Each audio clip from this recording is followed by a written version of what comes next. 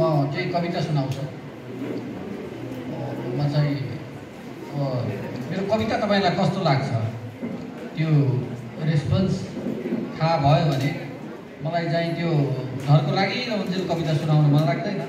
तपाईँहरूलाई सुनाओस् जस्तो अथवा राम्रो लाग्यो भने लागेको केही प्रतिक्रिया मैले पाएँ भने मलाई सजिलो हुन्छ।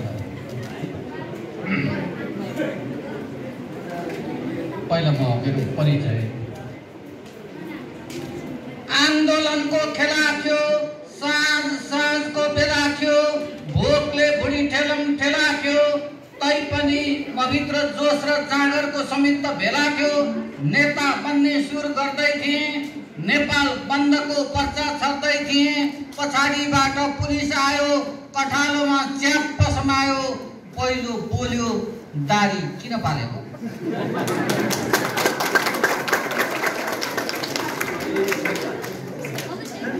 पछाडिबाट पुलिस आयो, कठालोमा च्याप्प समायो, पहिलो बोल्यो दारी किन पालेको, दोस्रो बोल्यो देश सालेको, तेस्रोले जुरुक्क उचालेर फुत्त फालेको, अनि पो कविता लेख्न थालेको।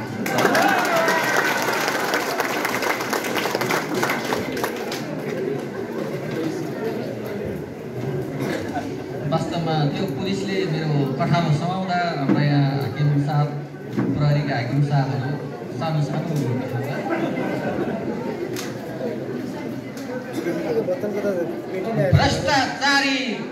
भ्रष्टाचार गरिसकेर भ्रष्टाचारको विरोध गर्न जान्छ मेरो देशमा।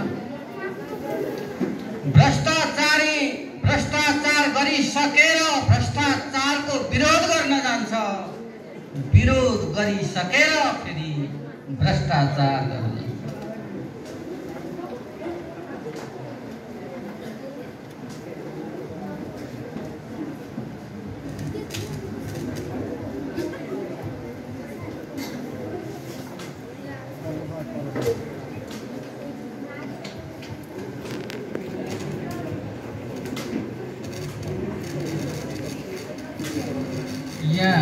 हामी त काठमाडौँमा मात्रै हो कि बत्ती नआउने भनेको, यहाँ पनि बत्ती आउँदो रहेछ।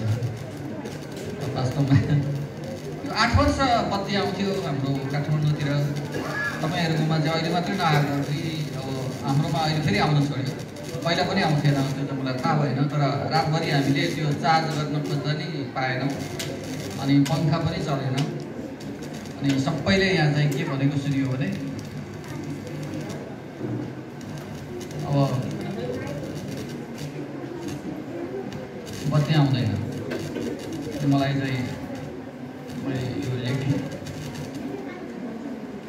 बाल्ने बेलामा बत्ती आउँदैन, आउँदैन त आउँदैन।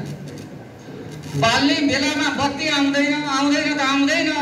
आँगनमा निस्केर छिमेकीले सुन्ने गरे आउँदैन भन्नु। बाल्ने बेलामा बत्ती आउँदैन, आउँदैन त आउँदैन। आँगनमा निस्केर छिमेकीले सुन्ने गरी आउँदैन भन्नु किन पर्यो। ऋणको ब्याज कति पुग्यो होला भनेर दिनका दिन औँला भाँचेर गर्नु किन पर्यो। नेताले भनेको है, बत्ती आउँदैन भन्दाखेरि नेताले भनेको। बाल्ने बेलामा बत्ती आउँदैन, आउँदैन त आउँदैन। आँगनमा निस्केर छिमेकीले सुन्ने गरी आउँदैन भन्नु किन पर्यो। ऋणको ब्याज कति पुग्यो होला भनेर दिनका दिन औँला भाँचेर गर्नु किन पर्यो। बिरामी हुँदा सिटामोल पाइएन, पाइएन त पाइएन, पाइएन भन्नु किन पर्यो। बिरामी हुँदा सिटामोल पाइएन, पाइएन त पाइएन, पाइएन भन्नु किन पर्यो। खेती गर्ने बेलामा मल पाइँदैन, खेती गर्ने बेलामा मल पाइँदैन सबैलाई थाहा छ, बढी जान्ने भन्नु किन पर्यो।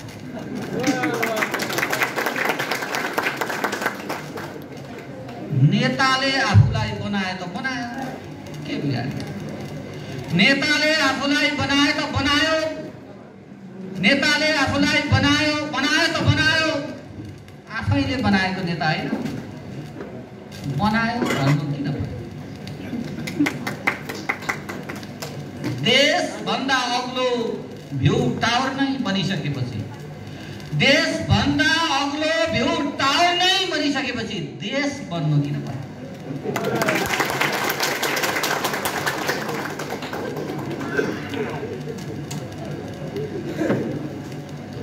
यहाँहरूले पनि देख्नुभयो होला,